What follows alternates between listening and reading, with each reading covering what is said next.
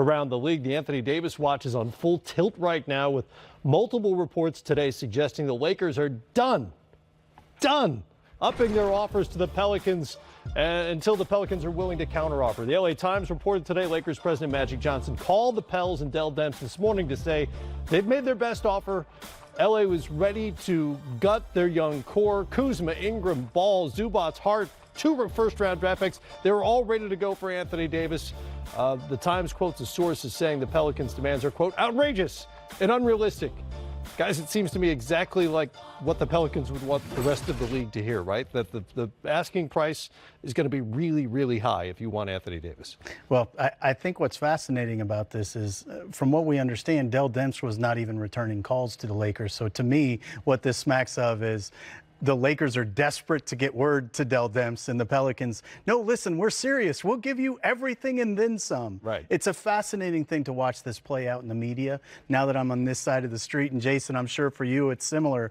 You watch these things play out and you can almost predict the next thing that happens. I mean, it wasn't even 3 minutes after the tweet went out about the Lakers are out that we got the clarification of what out means. We're out until they call us. Right. Until we're back in. That's right.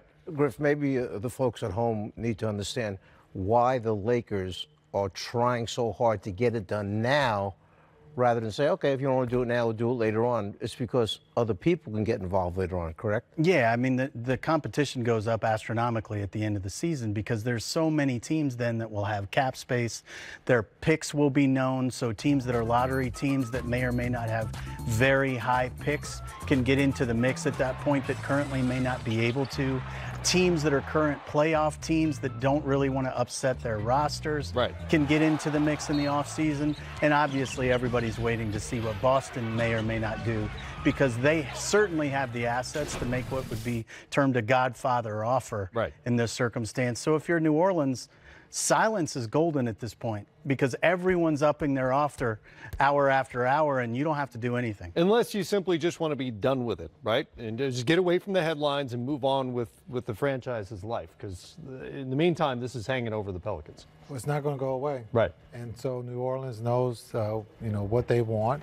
And at the end of the day, they have a very talented player in Anthony Davis. And so if nothing happens, then they have to deal with that come the summer. But I think Anthony Davis is going to be attraction, not just now, but, after the trade, because he's so young and so talented. And, the business of basketball is never going to change. There's always going to be a trade before the All-Star break to make a team better, or for a team to position itself for the summer for free agency.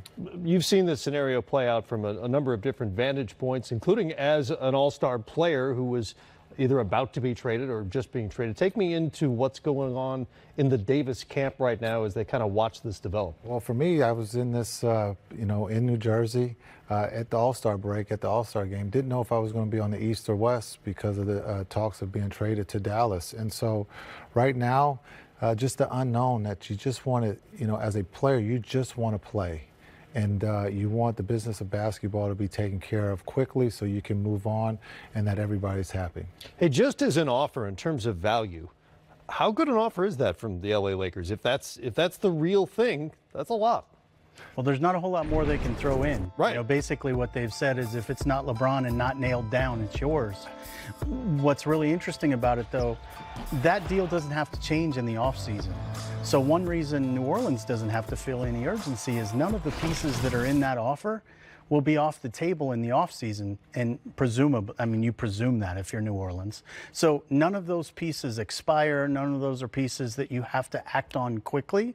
So it's really interesting for it to play out publicly in this manner. Typically, the best deals are made when you walk silently and carry a big stick, like Kevin O'Connor did when he moved Darren Williams from Utah to New Jersey in the middle of the night.